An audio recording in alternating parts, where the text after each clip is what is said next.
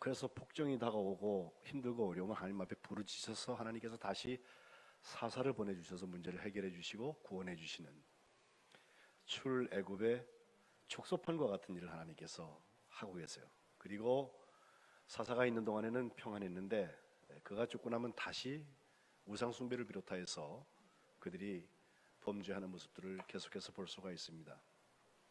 사사가 16명이라고 그랬는데 오늘 우리가 바락이라는 사람은 남자지만 그와 함께 꼭 봐야 될 두 여자가 있어서 그 중에 하나가 16사사 중에서 유일하게 여성 사사가 있었습니다. 사실 아직도 한국 사회에는 남성이 여성보다 예전에 그 남존여비 사상이 있어서 그런지 그걸 좀 자연스럽게 생각하고 사는 사람들이 여전히 많이 살고 있어서 의식 중에 은연중에 말이죠. 남자 먼저 뭐 이런 생각들을 가지고 있는 것이 사실입니다. 그러고 보면 완전한 평등은 아직 오지 않았다고 저는 보입니다. 어떤 자리에 가기 위해서도 남자들이 가는 것은 마땅하고 당연하고 여자가 간다 그러면은 여자가 어떻게 거길 가? 이런 얘기를 하는 분들이 아직도 계세요.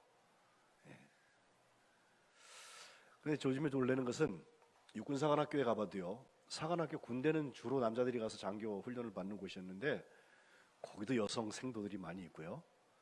특별히 각종 고시들은 다 탑하는 분들, 1등하는 분들이 여성들이 점점 더 많아지고 있는 것이 추세 변화입니다.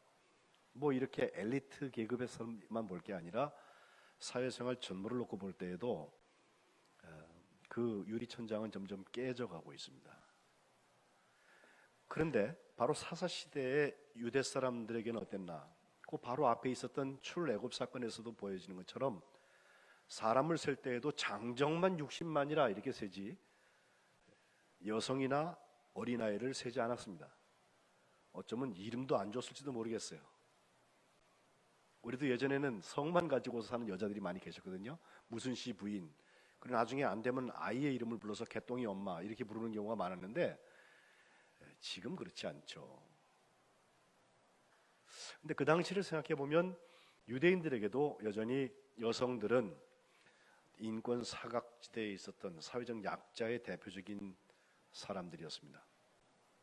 그런데 그와 같은 시대에 놀랍게도 비록 16 중에 하나밖에 안 되지만 드보라라는 여자는 사사로 자리를 매겼습니다. 사사라는 것은 재판관이라고 그랬고 재판관일 뿐만 아니라 하나님께서 보내서 구원하시는 사람이거든요. 그를 통하여서 구원하시고 하나님께서 그를 통하여서 신정 통치, 하나님이 직접 통치하시는 일들을 하는 매개체가 그 사람이었다는 거예요.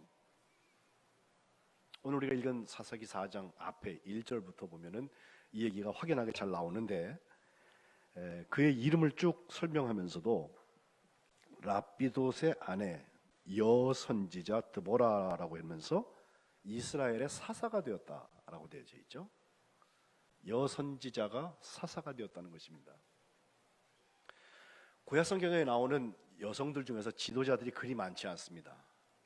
그 중에 혹시 선지자 출신이랄까 이렇게 표현되어 있는 사람들을 보면 몇 되지 않는 중에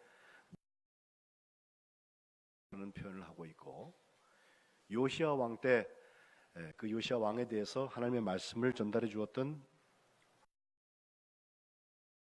몇 사람이 보여져요. 그러나 일반적인 일은 아니었습니다. 정치적인 지도자 혹은 민족을 살리기 위해서 큰 일을 했던 사람이 있다면 저 후대에 페르시아의 포로가 되어서 갔을 때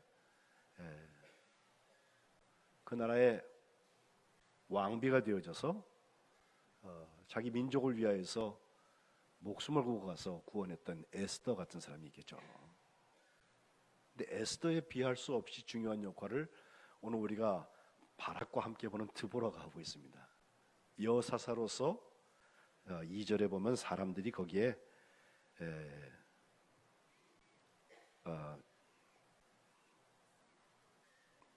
5절에 보면 사람들이 그에게 나아가서 재판을 받았다 그랬거든요. 그러니까 판사 역할. 사실 지난 정권의 대통령의 그 마지막 판결문을 읽었던 그 판사도 보니까 여성이시더라고요. 네, 머리에다가 구리뿐 말고서 출근해가지고 유명해진 사람 있잖아, 그죠? 네. 그렇습니다. 저는 여성이냐 남성이냐보다 더 중요한 것은 그를 통하여서 하나님께서 정말 구원 사역을 하셨느냐, 이스라엘 백성에게 하나님의 사랑과 하나님의 정의가 온전히 실현되는 그 현장의 매개체로 쓰임을 받았냐는 게 훨씬 중요할 텐데, 드보라와 바락이 함께 일을 보았다는 것을 오늘 보고 싶은 거예요. 사사기 4장과 5장은 이것을 공히 기록하고 있어서 4장은 하나님께서 구원하시는 이야기, 5장은 그것에 대한 둘이 함께 찬양했던 이야기가 기록되고 있습니다. 드보라, 이 여자 사사의 이름의 뜻은 벌, 날아다니는 벌 있잖아요. 벌이라는 뜻을 가지고 있고, 바락이라는 사람의 이름은 마치 여러분 사진 찍을 때 반짝하는 불 들어오는 것처럼 플래시, 예?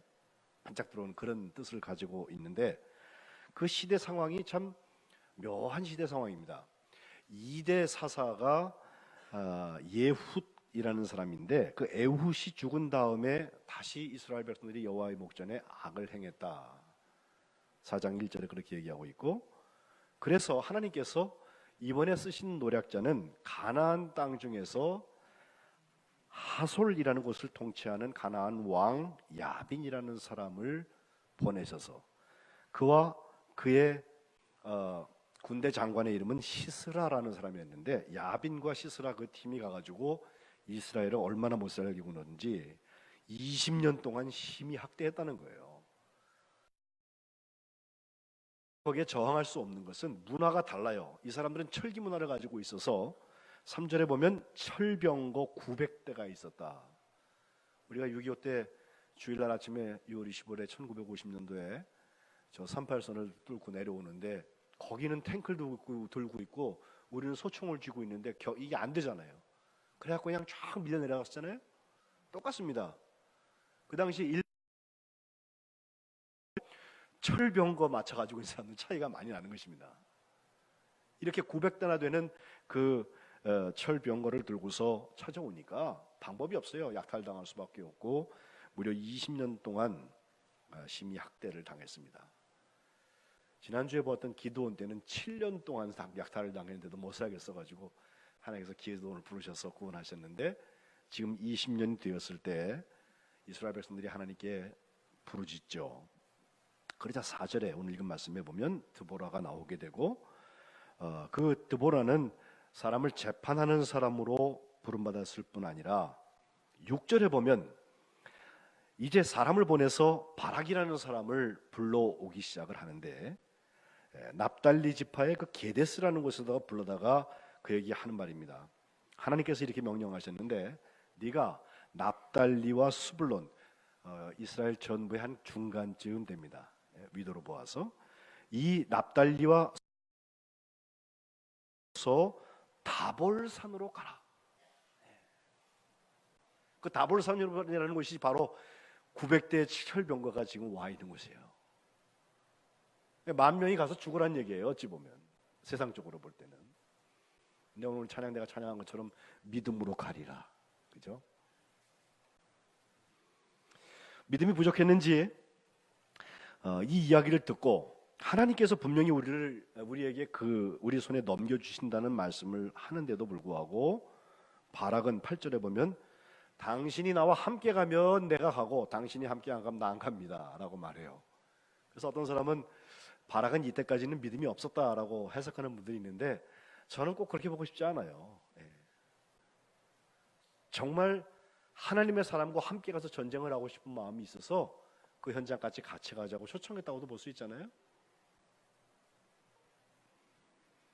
드보라는 그에게 내가 반드시 너와 함께 간다 이렇게 약속을 해서 결국 가서 하나님의 전쟁을 감당하고 그들을 전멸시켰던 전쟁이 이 바락의 전쟁입니다. 그리고 드보라의 전쟁입니다. 놀랍게 보여지는 것 하나는요, 오늘 보면 이후에 14절에 가보면 전쟁을 시작하는 장면에 드보라는 사실 군사에 대해서 몰라요. 군사는 그래 바락이 10,000명을 지금 통치하려고 데리고 있으니까 지휘관일 거 아니에요? 근데 거기다 대놓고 하는 말이 일어나라. 이는 여호와께서 씻으라. 그 상대방의 장수를 네 손에 넘겨주신 날이라 하면서 여호와께서 너의 앞서서 가지 아니하시냐. 앞서서 가신다는 거예요. 마치 광야 길을 걸어갈 때 구름 기둥과 불 기둥이 앞에 있어서 낮에는 구름 기둥으로 밤에는 불 기둥으로 하나님이 가시면 따라갔던 것처럼 똑같은 방식입니다. 하나님께서 내 앞에 가실 테니까 가라는 것입니다. 이 말을 듣고 바락이 10,000명을 데리고 다볼산으로 내려가게 되는데 놀라운 일들이 또 거기에 일어났습니다. 무슨 전쟁을 그렇게 하는지 몰라요. 15절에 가보면 하나님께서 바락 앞에서 시스라와 그 모든 병거와 그의 온 군대를 칼날로 혼란에 빠지게 하셨다. 그래서 시스라가 병거에서 내려서 혼자서 걸어서 도망갔다라고 되어 있습니다. 사람이 의지하던 철 병거는 어디 가고 거기서 내려서 도망가야 되는 신세가 됐다는 거예요. 어떤 분은 억지로 하는 말이 그때쯤에서 거기에 비가 좀 왔을 텐데 비가 오면 바닥이 진흙탕이라서 철병거가 돌아가지 못한다, 뭐 이런 해석을 내리던데 어째도 상관없어요. 저는 하나님께서 전쟁을 하셨고 이들은 그것을 함께 경험한 것입니다.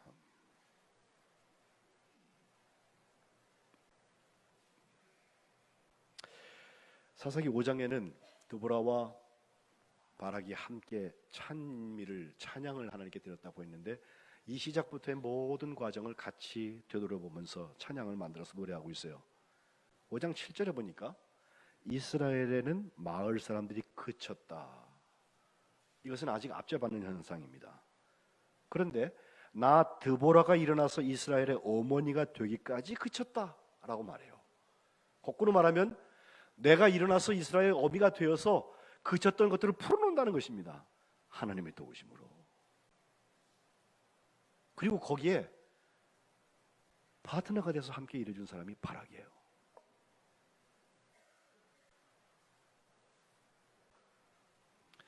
지난주일 기준으로 우리 11시 예배 드리는 분들의 퍼센트를 내봤어요. 남자와 여자 어떻게 됐을 것 같아요? 몇 대 몇쯤 나올 것 같아요? 5대 5는 아니죠? 우리 교회 예배 드리는 분이 여자가 많아요? 남자가 많아요? 무슨 자가 많아요? 한 7대 3 정도로 여성이 많다 이렇게 생각이 되는데 정확히 얘기하면 26.4%하고 73.6% 이렇게 되어 있습니다. 거의 3배 정도 여자가 많다는 거예요. 그런데 드보라라고 하는 사람은 16 사사 중에서 단 한 사람 여자라니까요. 근데 하나님께서 그녀를 쓰셔서 그녀를 통해서 바락에게 메시지를 주시고 그 지도자를 통하여서 군사를 움직일 수 있도록 하셨어요. 그리고 그녀가 이스라엘의 어머니가 되게 하셔서 사람들이 움직이게 하신 것입니다. 한 사람의 여자가 더 있습니다. 그 9절에 오늘 읽은 9절에 보면은 내가 너와 함께 하겠다고 한 다음에 하는 말이 토를 하나 달아요. 그러나 이번에 네가 가서는 그 길에서는 영광을 얻지 못한다. 왜냐하면 여호와께서 시스라를 여인의 손에 파실 것이다. 하나님 팔아버리셨어 벌써 여인의 손에. 여인이 그를 죽이게 된다는 거예요. 그러면서 가데스를 향해서 게데스를 향해서 가거든요.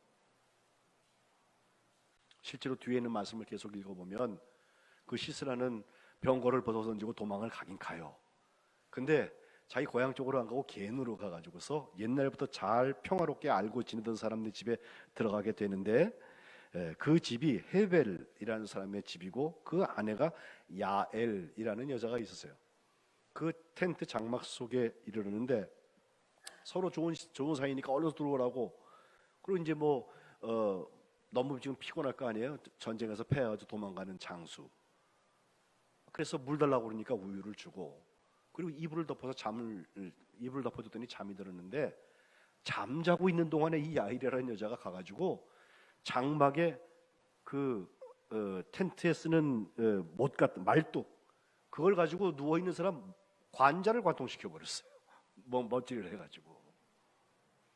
그래서 그 여인에 의해서 결국 시스라가 죽었다는 이야기가 오늘 기록되고 있습니다. 저는 세계적인 추세나 세상의 추세가 그렇게 되어서가 아니라 제가 개인적인 경험으로 교회에서 나와서 교회에서 커서 교회를 섬기다 보니까 교회에서 여인들이 갖는 중요성을 너무 잘 알아요. 제가 남자라서 더 잘 알아요. 지난주에 우리 장로님들하고 기획위원회를 어디 가서 1박 2일 하고 왔는데 장로님 중에 그렇게 말씀하시더라고요.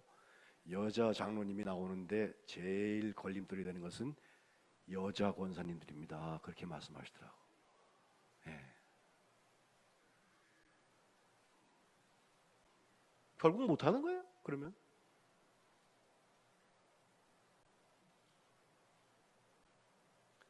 우리 교회에도 드보라가 필요합니다. 우리 교회에도 드보라 아니면 야일이라는 사람이라도 필요해요.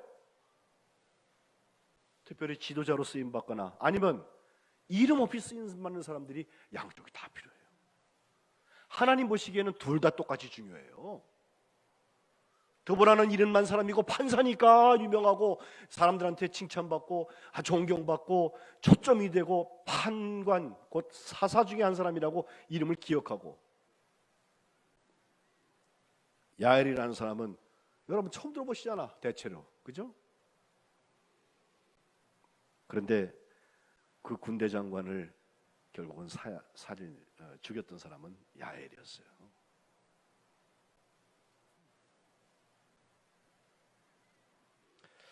한 주 전에 우리가 국내 성지순례를 하게 됐는데 제일 먼저 도착한 곳이 공주였습니다. 공주 제일감리교회를 갔어요. 거기도 제일 좋을 소리를 붙여도 괜찮은 게 제일 좋다, 제일 크다, 제일 많이 모인다 이런 게 아니고 First Church, 첫 번 교회라는 뜻이에요. 수원 이남 지역의 처음 교회라 이렇게 감리교회에서 선교사들이 얘기를 했는데 스크랜턴이 직접 가서 땅을 보고 와서 1902년에 교회가 초가집을 하나 얻어서 이제 세우게 돼요. 근데 그 교회가 거기서 엄청난 인물들이 나와요. 우리 3.1운동 때 우리가 눈화룬을 기억하는 유관순 열사, 그분도 거기 영명학교 다니면서 공주제일교회 다녔다고 하고요. 나중에 뭐 이화 학당에 와서 3.1운동을 맡긴 합니다만은 또 그때 잠깐 얘기하고 넘어가는데 저는 그 내막을 아니까 한국에서 최초 여성 장관이 누구냐? 고 임영신 총장, 중앙대학교 총장, 초대 총장이거든요. 예. 저하고 좀 가까운 사이로 아는 그런 분들이에요. 그래서 제가 그 조카뻘 되는 사람은 저희 집사람하고 동갑이고 아영교에서 같이 컸던 형순이 그렇게 되어 있는데 제가 그 사람도 거기에서 선생 교편을 잡았던 시간들이 거기 나오고, 또 한국 감리교회가 그래도 개신교에서 제일 앞서가면서 했던 것 중에 하나가 여성 목사 안수예요. 감리교회는 1955년도에 여성 목사가 처음 나와요. 전밀라 목사님, 바로 그 교회 출신입니다. 지금 얼마나 되느냐? 10,000명의 목사 중에서 정회원 800명의 여자 목사들이 있다고 그래요. 감리교회만.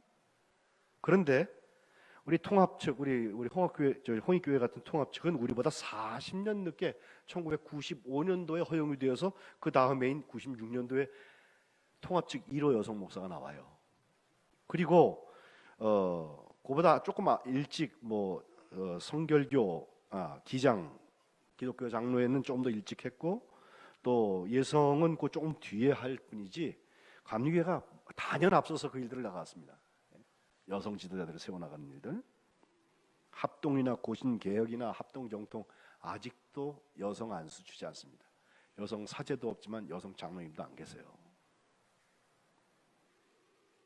근데 저는 이렇게 유명한 사람들의 이야기뿐만 아니라 그 교회에서 1903년도에 처음 교회를 세우게 될 때 이제 뭐 땅도 사고 그 초가집도 사고 그래야 되니까 돈이 필요한데 선교 혼하는 교회에다가 연락을 했더니 그 목사님이 먼저 설교를 하고 다 오늘 우리가 선교 원고 좀 합시다. 그렇게 했대요. 그날이 뭐 비가 좀 많이 오는 날이었는데 그 선교원 다 끝나고선 제보부에다가 얼마나 나왔습니까? 그랬더니 아유 선교원 별로 안 했어요. 별로 없어요. 그러더래요. 그래서 하나님 이거 어떻게 해야 됩니까? 하고 기도하고 있는데 예배 끝나고 교인들 다 집에 간 다음에 목사님 사무실에 앉아 있는데 어떤 분 하나가 막 들어오더래요.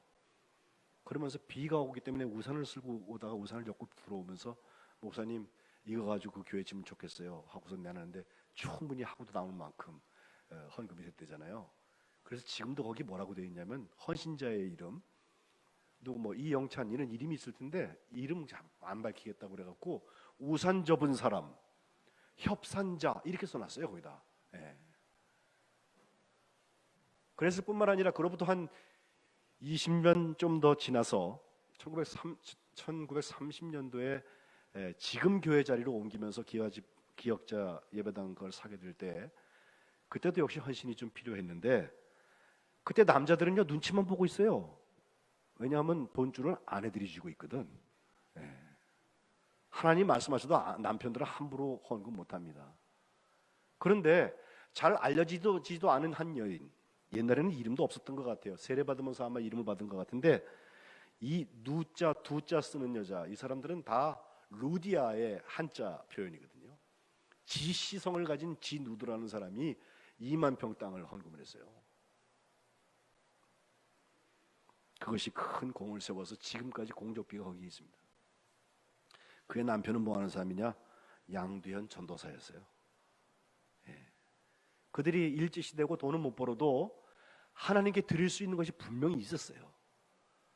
헌신자가 나오지 않으니까 그런 헌신을 시작으로 해서 지금 거기 가보시면 교회가 잘 옛날 것도 다 준비가 되어 있어요. 그런데 간증 하나를 제가 그 안내하는 사람한테 더 들었는데 그 당시에 진우두 말고 홍누두가 또 있었는데 루디아가 또 있었어요. 그분은 자기가 저 임야에 신영리라는 곳에 8,000평 땅이 있는데 그거 어디 뭐 산이니까 그냥 뭐 그거 헌금하겠다고 냈는데 아니 교회가 그걸 팔라고 그러니까요 뭐 팔아도 그렇고 어디에 쓰기도 그렇고 해가지고 오랫동안 들고 있었는데 무려 80년 동안을 들고 있다가 이번에 작년에 교회 리모델링 하려고 이거 어떻게 좀 교회를 쳐야 되겠다 해서 재산을 관리하는 거 다 봤더니 하필 그 자리 그 임야에 KTX 역사가 들어와가지고 엄청나게 돈이 많아졌던 모양이에요. 그래서 몇십억 대에서 그거 가지고서 교회 전노라고 그런 얘기 하더라고요. 제가 진우두가 누군지 홍누두가 누군지 협산자가 누군지 알게 뭐예요. 그 스토리는 기억해요. 두보라처럼 쓰임받을 수도 있지만 야엘처럼 쓰임받을 수도 있어요. 근데 그 쓰임받은 게 하나님께서 구원하시는 일에 쓰임받게 되고 결국 그것을 오늘 우리가 보고 있는 믿음의 사람, 믿음의 영웅 바락이 함께 감당하는 것입니다. 바락은 드보라를 알아보았습니다. 드보라가 하나님의 말씀을 우리에게 전해주는 사명인 것을 알았고 그를 통하여 주시는 하나님의 명령에 순종할 수 있었습니다.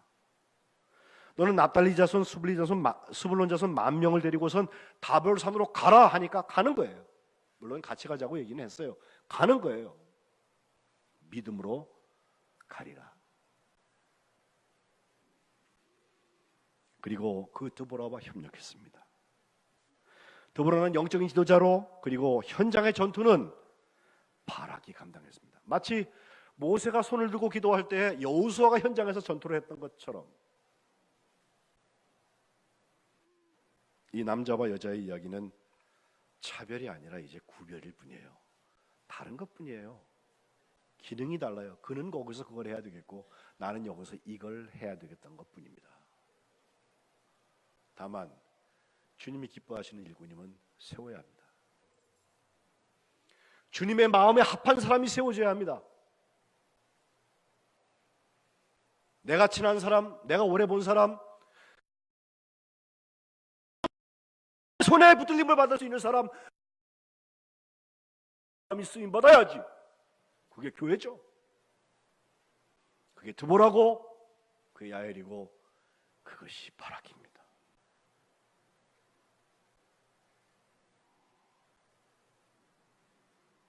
그들에게는 하나님의 승리가 중요하고 하나님의 샬롬, 평강이 중요합니다.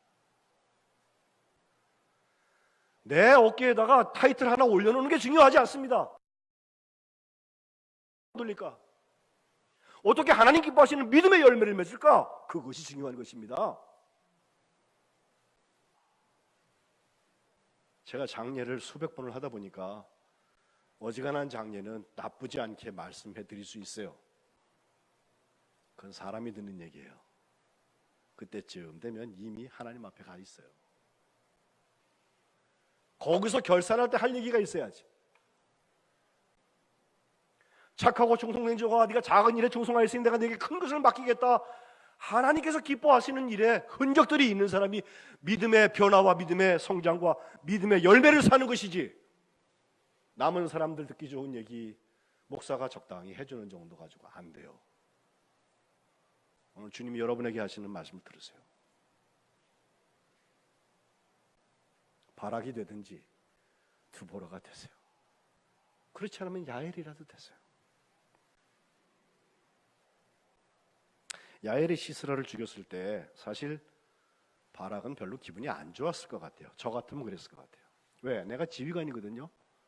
그러면 내 손에 그의 영광을 다 얻어와야 되는데, 내가 적장을 베야 되는데, 나머지는 다 죽였는데 적장만 못 잡았어요.